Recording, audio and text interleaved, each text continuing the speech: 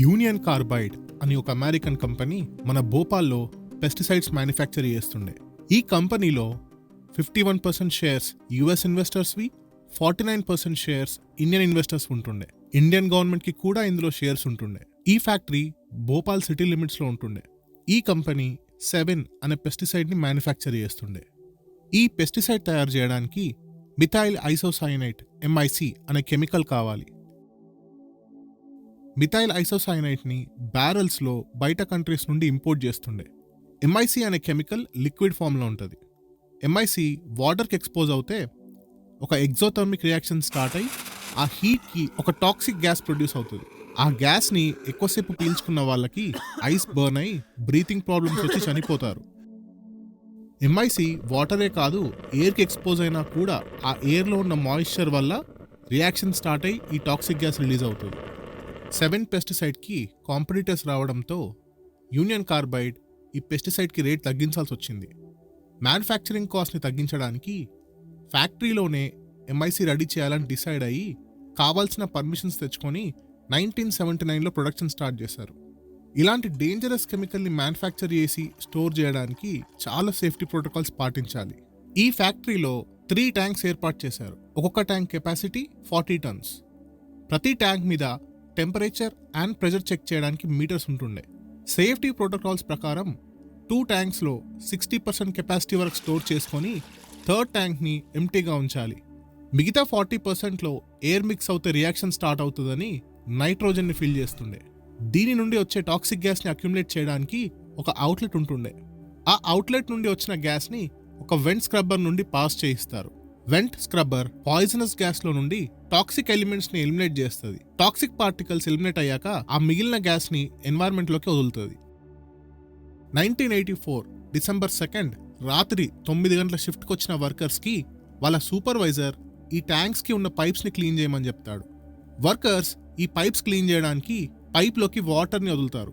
Pipes clean చేసేటప్పుడు MIC కలిగి ఉన్న ట్యాంక్స్ లోపలికి వెళ్లే పైప్స్కి స్లిప్ లైన్స్ పెట్టాలి. ఆ స్లిప్ లైన్ ఇలా పైప్ లోపలికి వాటర్ వెళ్లకుండా ఆపుతుంది. వర్కర్స్ ఈ స్లిప్ లైన్ పెట్టకుండా పైప్ క్లీన్ చేయడానికి వాటర్ని ఆన్ చేసి పెడతారు. వర్కర్స్ అలాగే వాటర్ ఫ్లోని వదిలేసి 11 గంటల కల్లా టీ తాగడానికి వెళ్తారు. అప్పటికే వాటర్ ట్యాంక్స్ లోపలికి వెళ్లి MICతో రియాక్ట్ అవ్వడం స్టార్ట్ అయ్యి గ్యాస్ లీక్ మొదలవుతుంది. ఈ టాక్సిక్ గ్యాస్ ని ఫిల్టర్ చేసే వెంట్ స్క్రబ్బర్ అప్పటికే 3 వీక్స్ నుండి పనిచేయడం లేదు. గ్యాస్ లీక్ ని గమనించిన వర్కర్స్ మిగతా 2 ట్యాంక్స్ లోకి ఉన్న వాటర్ ఫ్లోన్ కూడా ఆపేస్తారు. ట్యాంక్ E610లో temperature and pressure uncontrollable level కి వెళ్లిపోయి అండర్ గ్రౌండ్ లో ఉన్న ట్యాంక్ గ్రౌండ్ బ్రేక్ చేసుకొని బయటకు వచ్చేస్తుంది. అందులో నుండి గ్యాస్ లీక్ అవ్వడం మొదలవుతుంది. ఈ ఫ్యాక్టరీ భోపాల్ సిటీ లిమిట్స్ లో ఉండడం వల్ల, ముఖ్యంగా ఈ ఇన్సిడెంట్ నైట్ టైం అవ్వడం వల్ల చుట్టుపక్కల ఉన్న జనాలందరూ ఆ గాలి పీల్చుకొని దగ్గర 15,000 మంది మీద చనిపోయారు. 5 లక్షల మీద జనాలకు ఇంజురీస్ అయ్యాయి. ఈ ఇన్సిడెంట్ అయ్యాక పుట్టిన పిల్లలు కొంతమంది హ్యాండిక్యాప్డ్ గా కూడా పుట్టారు. మార్నింగ్ వరకు ఎక్కడ పడితే అక్కడ రోడ్ మీద జనాల ఇంకా జంతువుల శవాలు పడిపోయి ఉన్నాయి. ఈ ఇన్సిడెంట్ వల్ల ఎఫెక్ట్ అయిన బాధితుల ఫుటేజ్ చాలా డిస్టర్బింగ్ గా ఉన్నందువల్ల ఈ వీడియోలో నేను ఆ ఫుటేజెస్ యాడ్ చేయలేదు.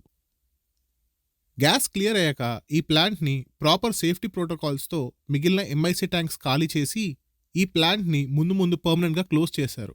ఈ ఇన్సిడెంట్ కి మెయిన్ రీజన్స్ ఎక్విప్మెంట్ ని పూర్గా మేనేజ్ చేయడం, సేఫ్టీ ప్రోటోకాల్స్ ఫాలో అవ్వకపోవడం, ఆపరేటింగ్ కాస్ట్ ని కవర్ చేసుకోవడానికి ఎక్స్పీరియన్స్ లేని వర్కర్స్ ని పెట్టి ట్రైనింగ్ సరిగ్గా ఇవ్వకుండా పనిచేయించుకోవడం, ఇన్ కేస్ ఇలాంటి ఇన్సిడెంట్ అవుతే జనాలు ఏం చేయాలి అన్న అవేర్నెస్ ని స్ప్రెడ్ చేయకపోవడం. 1981 డిసెంబర్లో MIC మ్యానుఫ్యాక్చర్ చేసే ప్రాసెస్ లో ఒక మైనర్ లీక్ అవుతుంది. అప్పుడు మొహమ్మద్ అష్రఫ్ అనే వర్కర్ చనిపోతాడు. అతను చనిపోయాక రాజ్ కుమార్ కేస్వాని అనే జర్నలిస్ట్ ఒక 1 year కష్టపడి ఫ్యాక్టరీ సేఫ్టీకి సంబంధించిన కాన్ఫిడెన్షియల్ రిపోర్ట్స్ కలెక్ట్ చేసి 1982లో ఒక ఆర్టికల్ పబ్లిష్ చేశాడు. అప్పటి నుండి ఎన్నో ఆర్టికల్స్ పబ్లిష్ చేశాడు. రాజ్ కుమార్ గవర్నమెంట్ కి ఎన్నిసార్లు ఎస్కలేట్ చేసినా ఎలాంటి రెస్పాన్స్ రాలేదు. అతను ప్రెడిక్ట్ చేసినట్టే 1984లో ఈ డిజాస్టర్ జరిగింది. ఈ ఇన్సిడెంట్ లో union carbide chairman Warren Anderson ని మధ్యప్రదేశ్ పోలీస్ అరెస్ట్ చేస్తారు. అరెస్ట్ అయిన 6 hours కి బెయిల్ తీసుకొని గవర్నమెంట్ ప్లేన్ లో US కి వెళ్ళిపోతాడు.